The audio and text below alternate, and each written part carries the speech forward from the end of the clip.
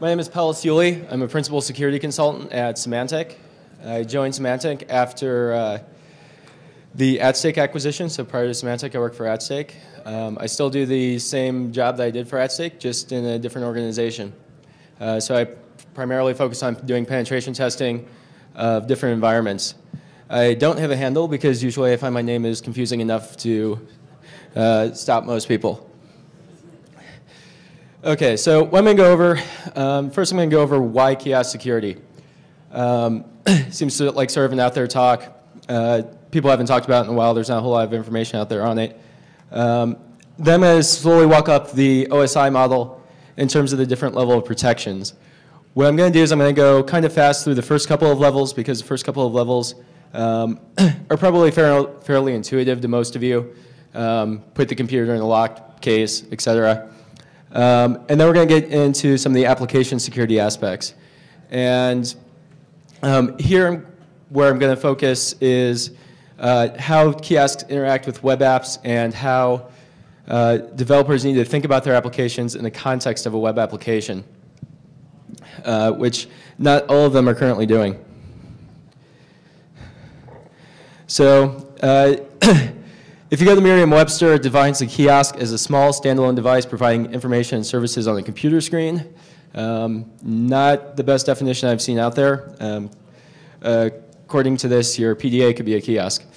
What I'm going to do is I'm going to expand it a little bit farther and say that a kiosk is a public accessible terminal that provides a single application for use by end users. This talk is primarily going to focus on Windows kiosks that run the Internet Explorer browser or a similar browser. There are many different kiosk platforms out there. Some run Linux, some run Windows, some run proprietary operating systems. For the sake of this discussion, I'm going to focus on the Windows-based operating systems because that's the ones you see out there most often. You probably have seen them in multiple places. You've probably used them. If you look around any of the casinos, you see them everywhere. You probably used one to get your plane ticket to come in here. Also, I chose to do kiosk security because the methodologies I'm going to be talking about apply to other arenas besides just kiosks. For instance, Citrix applications. Citrix applications operate similar to a kiosk. The only difference is you use your web browser and plug in the web browser to access a single application instead of actually standing directly at the device. When we talk about kiosks, we have to sort of understand where they sit within the environment. So I found this one online. I sanitized it a little bit so I didn't pick on the particular vendor. But you can see they tend to live in fairly complex environments. This particular one had a 80 gig hard drive on it for storing information that is processing. It also had internal connections to public servers where it was able to pull off media. It also had connections out to third-party websites. So in terms of a public computer, kiosks are interesting to hackers because it's almost like sitting in a terminal within the environment. You know, if you go sit at the admin's desk, you have a nice computer in front of you, you have access to internal resources, you have access to the internet. With a kiosk, you end up with a similar environment. So getting sort of into why kiosks. Kiosks have been growing a lot recently. You can't go into any retail store without seeing them now. CEOs, CTOs, they all love them because it makes all the customers who believe that if you want something done right, do it yourself. It makes all of them happy because now you have the ability to go and do things yourself without having to actually interface with the store staff. The store staff are happy because they don't have to interface with you. And it drives revenue.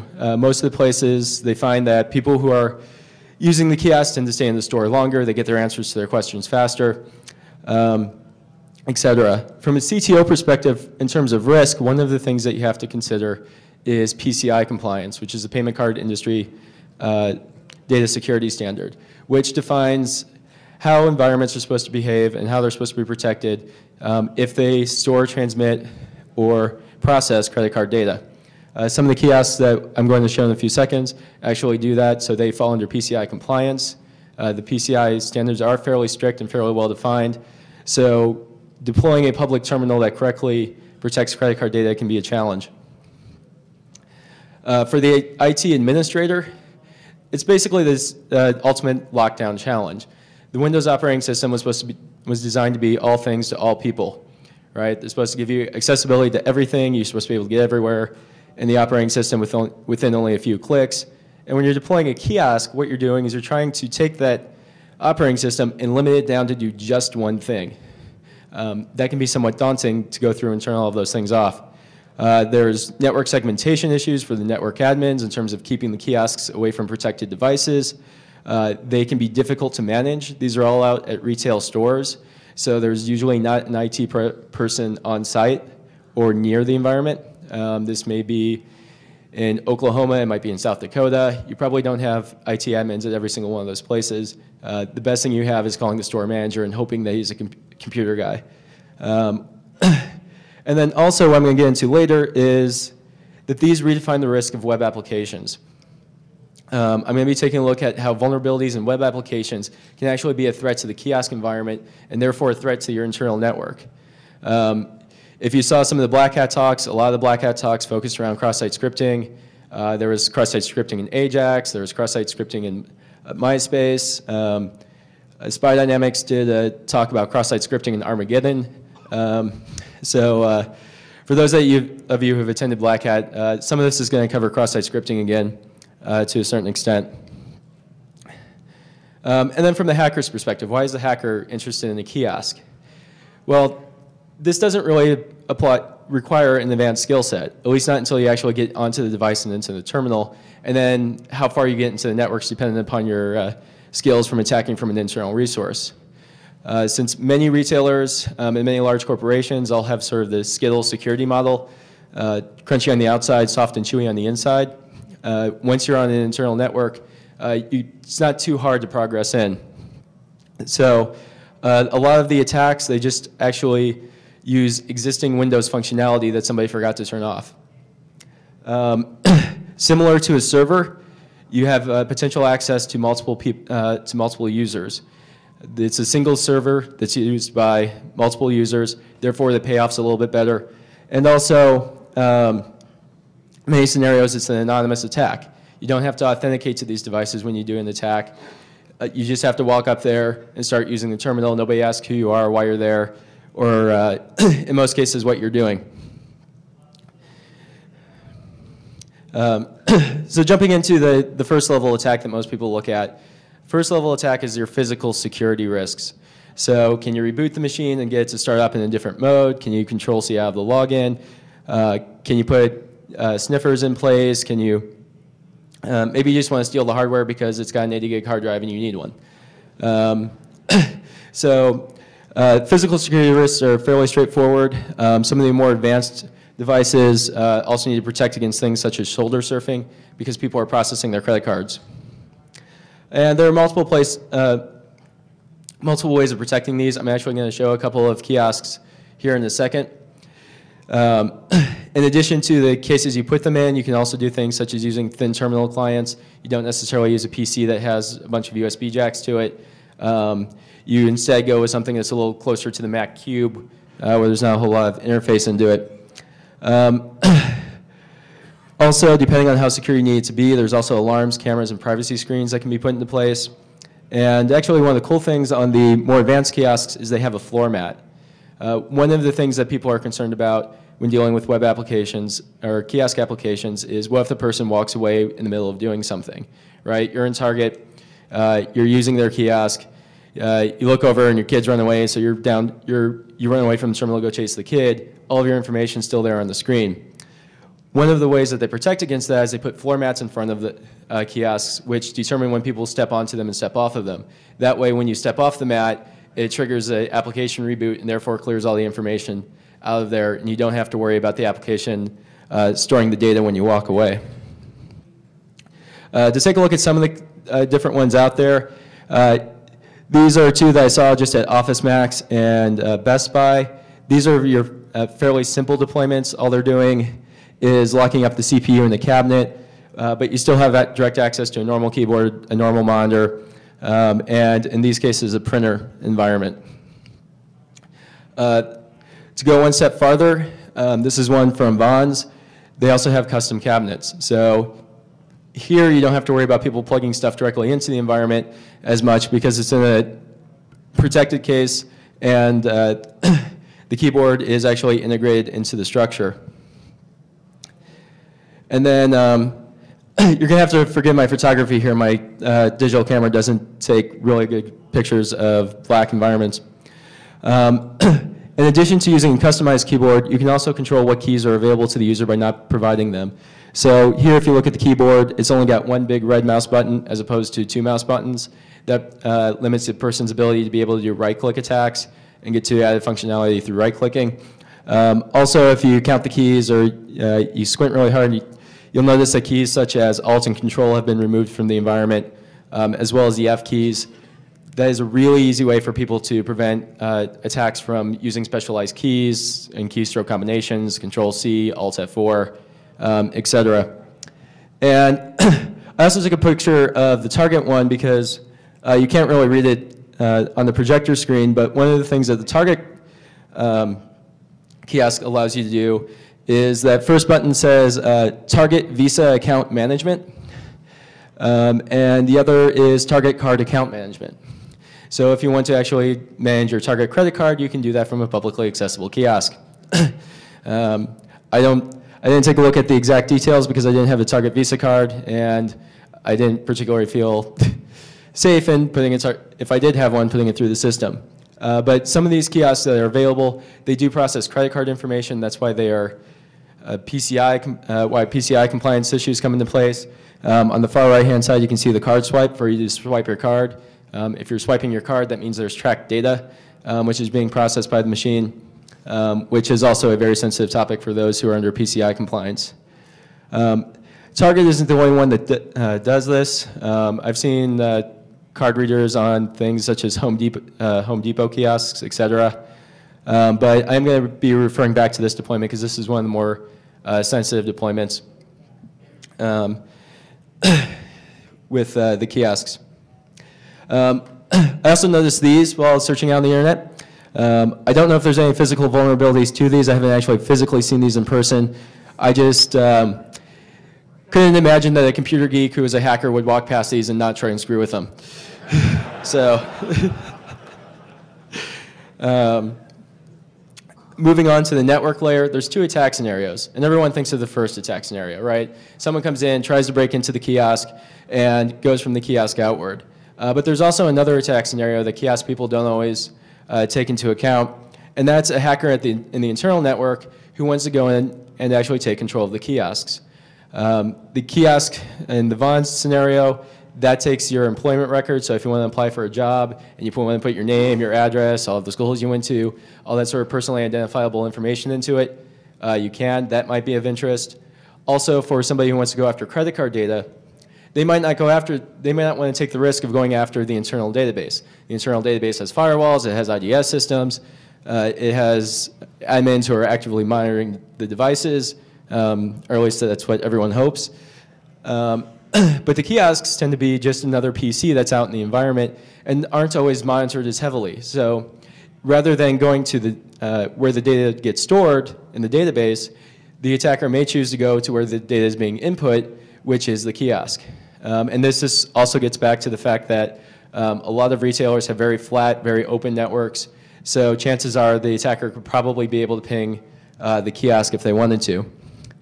And then once they have access to the network, there's a whole series of attacks you would be able to do. You can download your tools from the internet to do your malicious attacks. If the kiosk is using a wireless connection, because the kiosk is in a retail store that wasn't originally wired for networks, one of the ways you could generate wireless traffic to do your web cracking would be to use the kiosk. You would have an idea of what was being sent and when because you're controlling the device. As far as DMZ setup for kiosks, network-wise can be very complicated, especially if it's under PCI compliance because you have to segment the network so specifically. You can see someone from Visa smiling in the corner there. But basically you have to have filters on everything. You have to have filters on where it can go out on the internet. traditionally with these web applications, you only want them to go to your store. You don't want them to go to evilhacker.com and start downloading to the tool. So you have to have network filters about where they can go out on port 80. You also have to have filters in terms of where they can get to internally. Chances are there's only a handful of places you want the kiosk to be able to touch internally. And if you don't have filters in place, the person's going to be able to roam the network pretty freely. And I actually have an example of that a little bit later. And then also, to protect from the internal attacker, you want to make sure that access to the kiosk is limited to only the administrator zone. Logging can be done a couple of ways. You can do the traditional syslog type setups.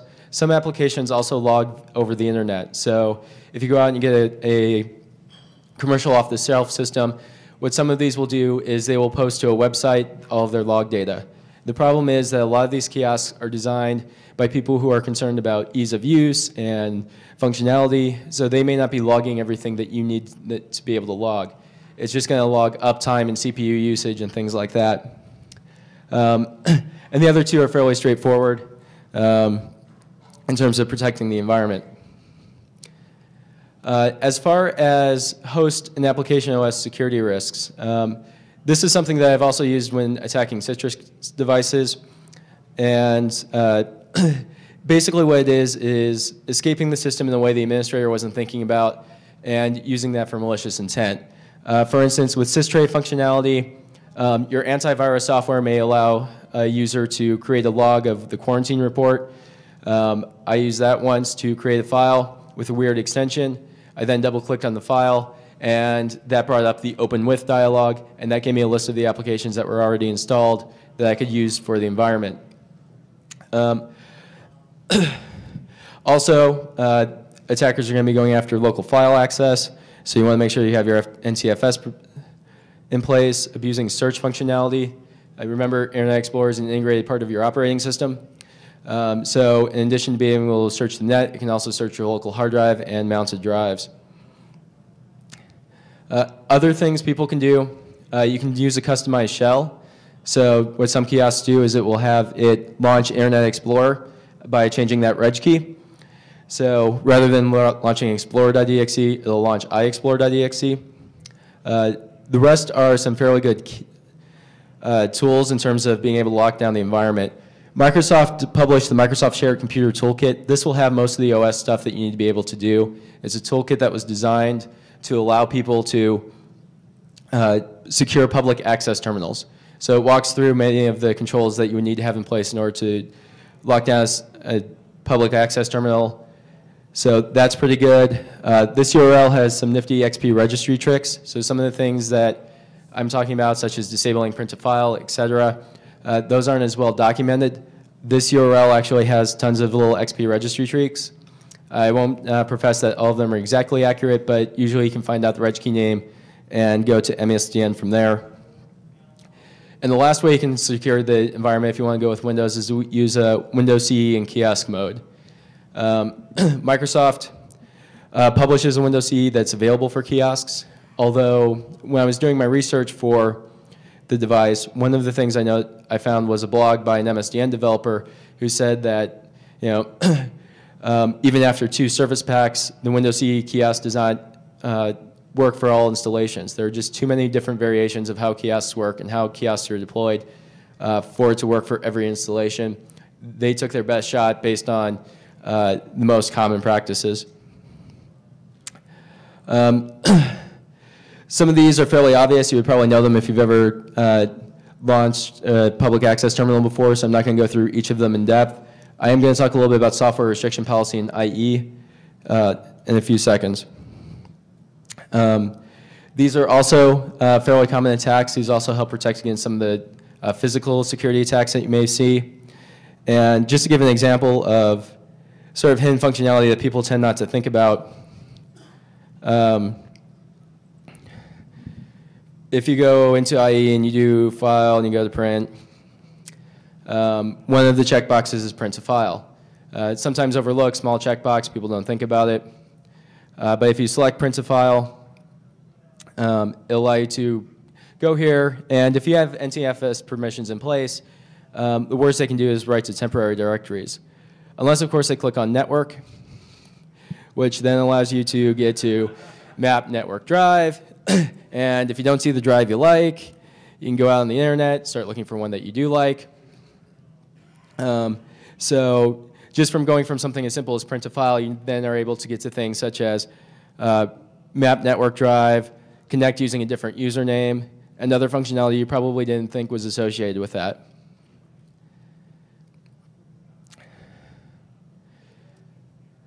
With software restriction policy, I've seen a lot of people just deploy software restriction policy without really understanding that none of the solutions are perfect. For instance, one of the ways that software restriction policy works is it allows you to take a digital signature of the application, and then you can create an allow or deny rule based on that application. So for instance, let's say you don't want to allow command.exe to run. You import it into the software restriction policy, it creates a digital signature of command.exe, and then no matter where I copy command.exe on the operating system, it won't run because the signature matches. The downside to that is you're basing your rules based off of a signature, so if you use a different application, then you can bypass the software restriction policy. For one engagement, all I did is I went off to Fresh Meat, and I found some person's customized command shell, which had different font colors and allowed you to do tilde CDs and stuff like that. I downloaded that. I got command line access using a different command shell than the one Microsoft provides. RestrictRun, if you're deploying Windows 2000, one of the ways you can restrict applications from running is using the RestrictRun process. However, this is name-based, and it's only applications launched through the Explorer process. If the application is launched through the system process, the application will still be allowed to run. So you need to be aware of the limitations of some of the tools that you're using. Whitelist is always the best solution, but it is difficult to implement.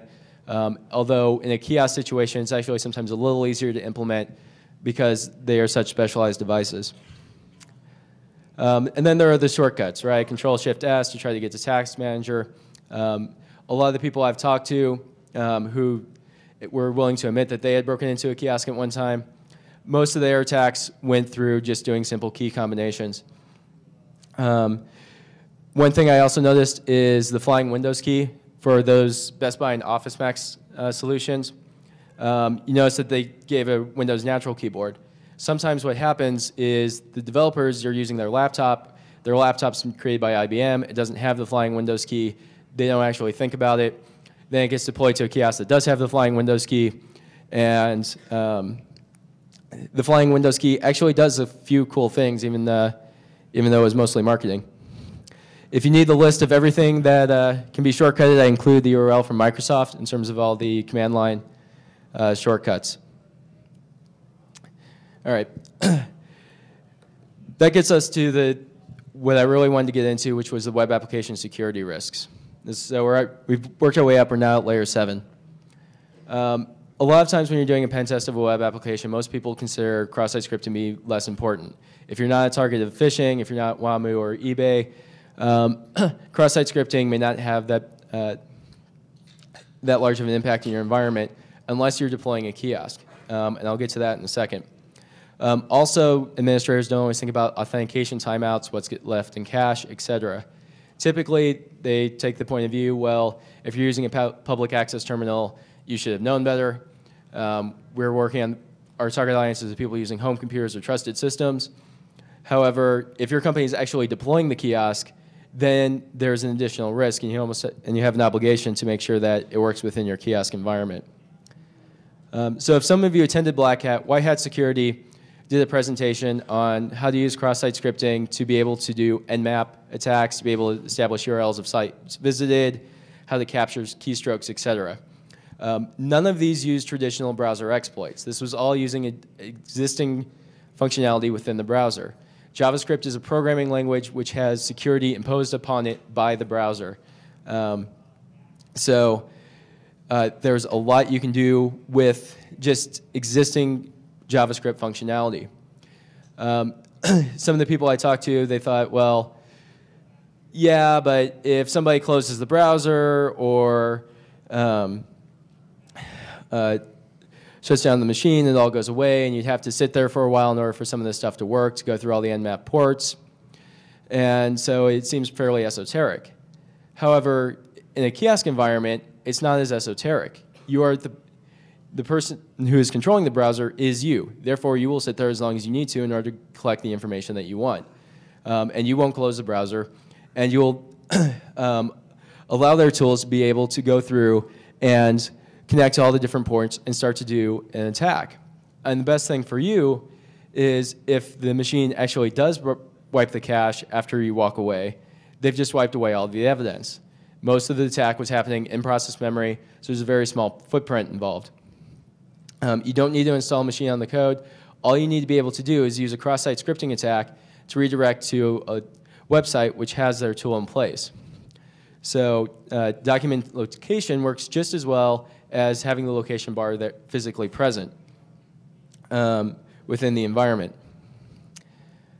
Another scenario that people don't look into is unplanned functionality. They don't necessarily integrate the kiosk into their QA of their website because the developers aren't necessarily aware of it, or they're not, they just haven't thought to actually include it within the environment. So this is a story I got off of Security Focus, where somebody broke into the application by accident. This web application, what it allowed you to do is configure a URL to go to after you click logout.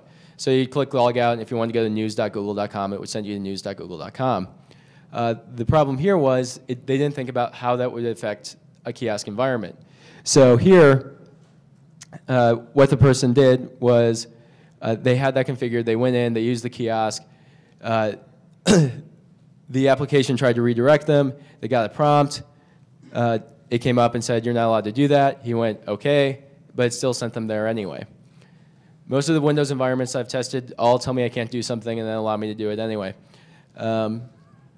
So he was able to go out to the external location. Then he got a little more curious about where he could go, and he also discovered that he could find the internal website fairly easily just by going through 1010 addresses. So this is an example of developers not thinking about how their application works in a kiosk environment. One other example of not thinking about how your environment works with kiosks, this is the Amazon sign-off policy for how you log out. I recently went to Amazon, bought something off of Amazon, and I was looking for the logout button. I couldn't find the logout button. So I went clicking through their facts, and I found this in terms of how to log out. Now, you have to go through three steps, and you have to enter in blank information. And the third step says close the browser. In a kiosk environment, you're usually not allowed to close the browser. So that creates a scenario right there. Amazon went through, I guess they burned out all of their engineering coming up with a one-click purchase and are still working on the one-click logout.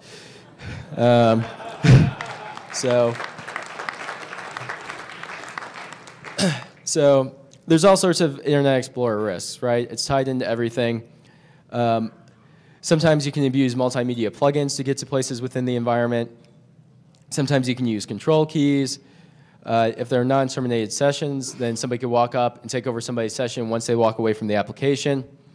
They could potentially get file system access, etc. One of the things that Internet Explorer allows you to do is you can actually run Internet Explorer in kiosk mode. This is standard install for Windows XP. Wrong Internet Explorer. If you're running kiosk mode, it just looks like this. It's essentially full screen mode without any of the buttons. There are some downsides to this, one of which is you can still open up locations and none of the control keys are limited off of there. And all you need to do to launch it is type iexplorer.exe-k and that'll launch into kiosk mode. So for the early when I mentioned you can change the command shell you log into, what a lot of people who use that registry key do is they substitute this command line in for the shell. And then when the application logs in, it immediately launches Internet Explorer in full screen mode.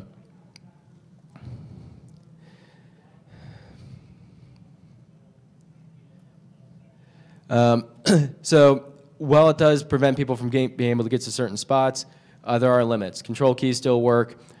Frames with JavaScript navigation would still work, etc. So you still have to go through the process of locking down an IE.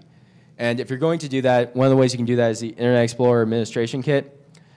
This is fairly flexible, gives you most of the controls you need. It's published by Microsoft. You can download it. They have documentation that explains all the different group policy settings. The third way of going about it, and this is what a lot of commercial off-the-shelf applications do, is they put a wrapper around Internet Explorer. So they'll use a container object model, and what they'll do is embed Internet Explorer into the application. That prevents you from having direct access to Internet Explorer. Their application captures all the keystrokes first, and then feeds it into Internet Explorer as needed. This is a fairly successful way for most people to lock down their applications. But you still need to go through a penetration test to make sure that the controls within Internet Explorer are still secure, because a cross-site scripting attack would still work potentially in this scenario as well. If you're going to lock down IE the manual way, this is just a small list of some of the things that you would want to lock down. I'm not going to go through each of them. Some of the more important ones are things such as file, which disabling the file protocol so you can't get local drive access. If you're using Mozilla instead, there are things that you want to be able to lock down there as well, such as about config, in terms of being able to protect the environment. You need to make sure that you have all of your security settings in place, etc. You have to keep in mind that there are multiple ways to get to the Internet Explorer security settings. For instance, you can get there from going to the privacy report. So if you go into IE and you select privacy report from the pull-down menu, from there you can get into the settings. You can get to those settings through using Windows Media Player. So if the site has Windows Media Player and you're right-clicking around in there, you can get to those settings. So you need to assume that somebody's going to be able to get there. In most cases, if you're a host operating system admin, you need to assume that the person's going to break out of the application. You need to start from that assumption and then secure your box from there. Other Internet Explorer navigation keys. Again, you're probably familiar with most of these. One thing that administrators tend to overlook is Control-L also creates an open dialog box as well as Control-O. Just a few more shortcut keys. There are a lot of keys you have to lock down. This is part of the reason why people use the customized keyboards. It's just too much of a pain to go back and remap a lot of these keys. As far as application security controls, there's a lot of different things that you can do. One of the things that you can do is you can reboot the application after a period of inactivity. So if nothing's happened within the application within 10 minutes, 15 minutes, go ahead and reboot the application. That way it forces the cache to be cleared and causes personal information to be able to be logged. If you don't want to reboot the application, you can also use wiper software. Just be careful you don't actually wipe the logs. You might need those later. Another thing that some people do, which is actually worthwhile, especially if you're fairly kiosk heavy, is come up with a custom website. If your normal website links off to third parties, you may go through all the trouble of getting cross-site scripting eliminated from your environment, but you have no control over what the third-party site does. And you're probably not keeping up with what the third party is utilizing in their environment. So what some people do is they set up a custom website. That way there are no links to third parties, and they can limit the functionality that the person can interact with to make sure they don't do more with the account than they really should. As far as utilizing a custom application, there are several commercial solutions. If you go on the SourceForge or FreshMeat, you can find some entry-level ones which range from $80 to $250. These will mostly go through and set your group policy settings for you. Some of these other ones are just some of the bigger names in the field. Netkey is fairly popular in terms of setting up environments and doing custom environments for you and doing custom applications. But again, you have to keep in mind, they're not considering your website a lot of times when they're designing these solutions. As far as open source solutions go, there are several open source solutions available. One is OpenKDE Kiosk. This is, of course, Linux-based, but what it allows you to do is lock down the KDE environment using name-value pairs. So That can get a little bit tedious. They also have a kiosk administration tool, so you can go in and do checkboxes for it. I haven't taken a complete look at it, but if you're more of a Linux person and you prefer Linux, that's one solution. There is a custom Chrome for Mozilla available. I took a look at it, and it does the job it needs to do. However, the code is a little bit kludgy. So in terms of customizing it for your particular environment, it's not necessarily the strongest code base to work off of. And then there are also bootable CDs. Another approach that many people take is they will say, okay, I'm not going to do the hard drive. I'm not going to do the install. I'm not going to take the risk of them writing to disk. What I'm going to use is customized CD. So there's Instant Kiosk, Kiosk CD, Boothbox. Boothbox is fairly popular. It runs off of a customized Linux kernel called Damn Small Linux, so limited Linux kernel. And it's an okay solution, but one of the things you also have to keep in mind when you do these CD solutions is that patch management for a CD-only solution is difficult. If you want to upgrade because there's a Mozilla browser exploit out there, you have to go and reburn a whole bunch of CDs and mail them all to your retail locations, and then have somebody go in and switch out the CD that's being used. That's not necessarily practical for a lot of businesses, which is why sometimes they go with the full operating system install. The URL I provided at the bottom, this is a charity which takes old machines and creates public web stations. So for instance, the people affected by Katrina, you could send them your old hardware. They throw in a Boothbox CD, and they set up public web stations for people who are affected in the Gulf Coast region. One of the last things I wanted to go through in terms of security is also operation security. Most of the time when I've gone into environments, no one ever asked me what I'm doing. No one asked me why I was taking photos of the kiosks for the slideshow. For clients that they've actually had me go in and try to affect an environment without warning the employees first, just to see what we could do and how long we could stand there. In most cases, we could stand there for a really long time and infect the environment. So employee education can also be important in terms of warning people that someone may try to alter these environments. If it's a Target kiosk or a similar setup, they may try to put one of the card readers over the top of the existing card reader. So people need to be able to be on the lookout for that.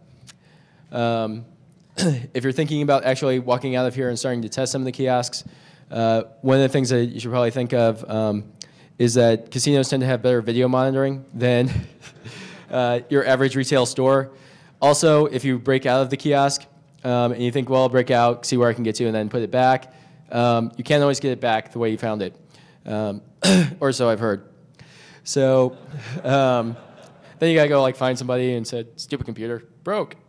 If you're designing web applications, you need to make sure that the kiosk is integrated in your software development lifecycle, that your web developers are aware of the kiosk scenario, and they're designing their cookies to be temporary only, or they're designing a specialized website, or they're considering how the functionality is going to affect the kiosk.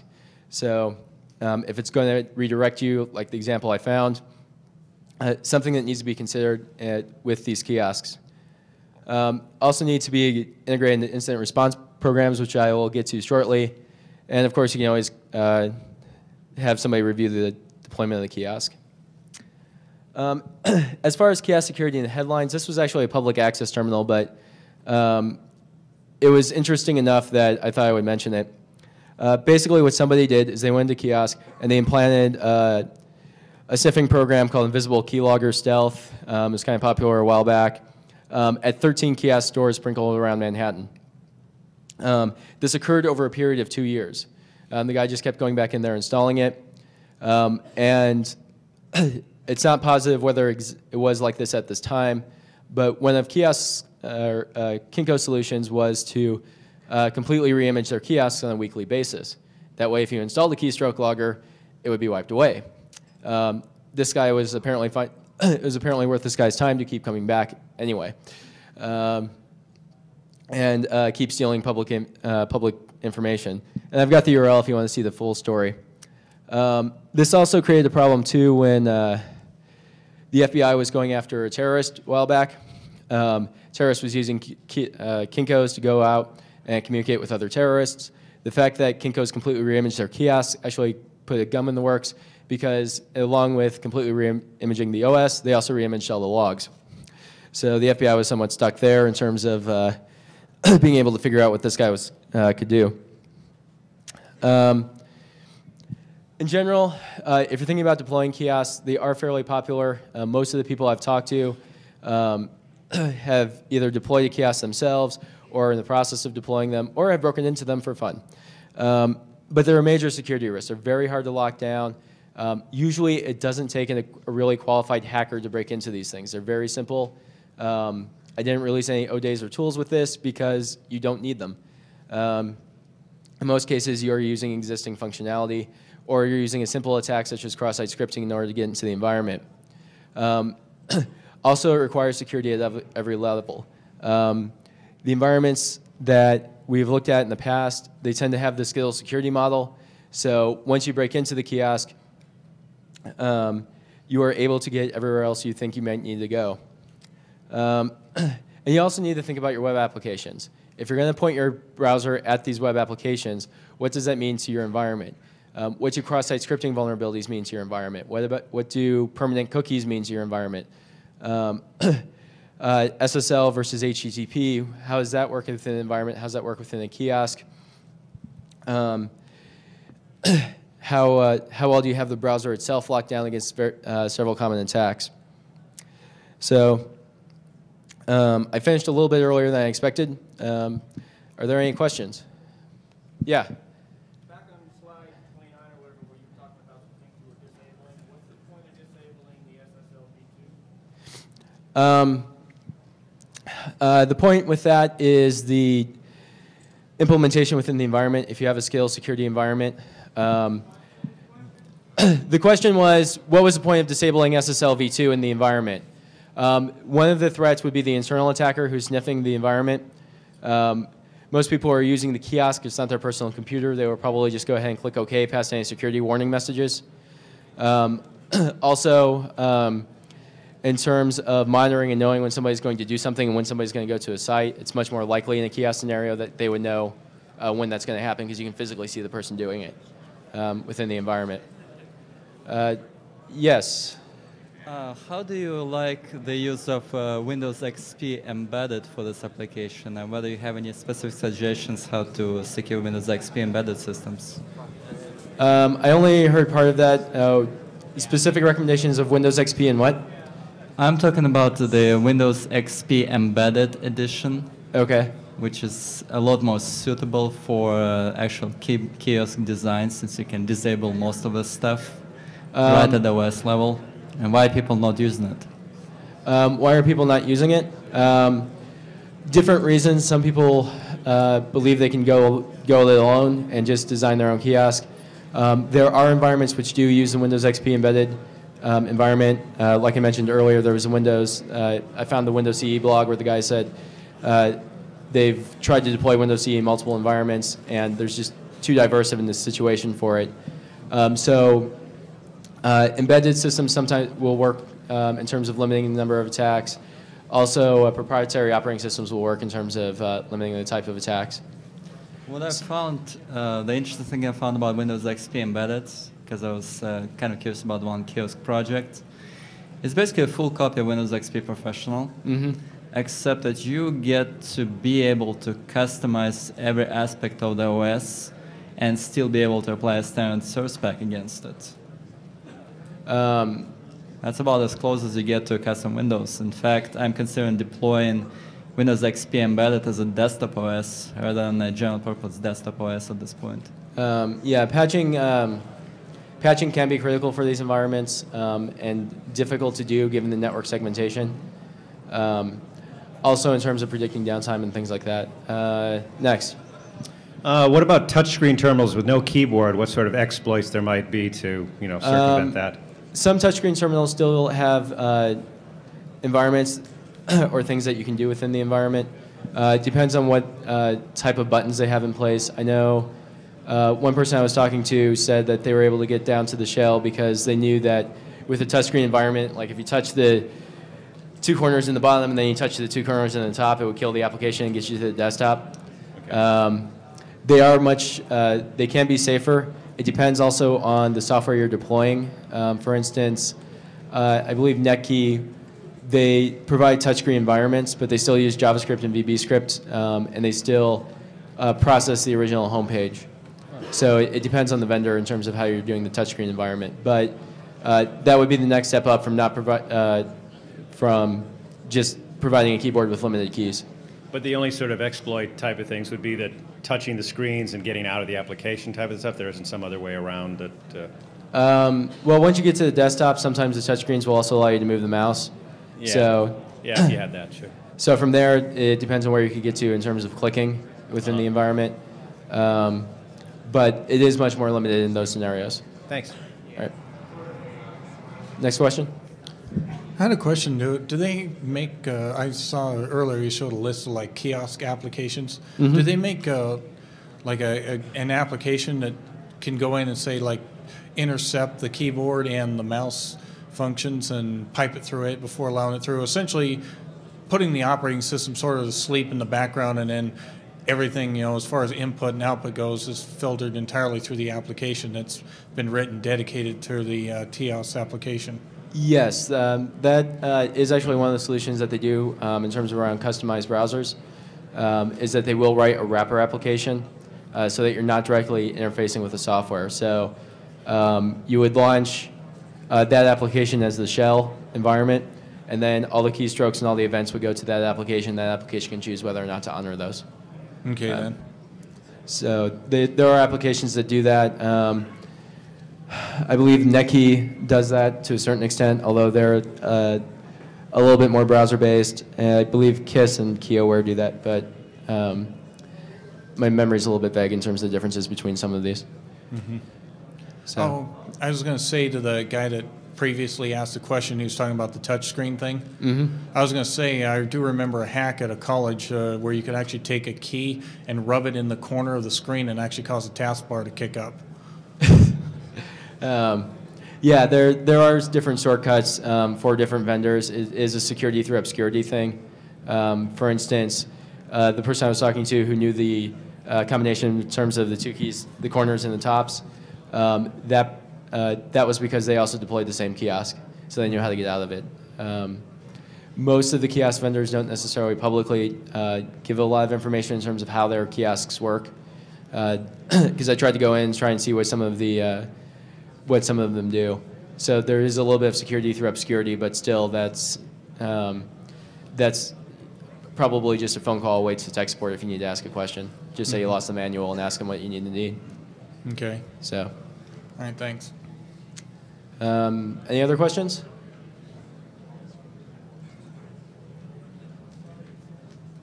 Okay. Thank you, everyone, for coming. If you have any questions, there's my email address, and I'll be happy to talk to you about this afterwards.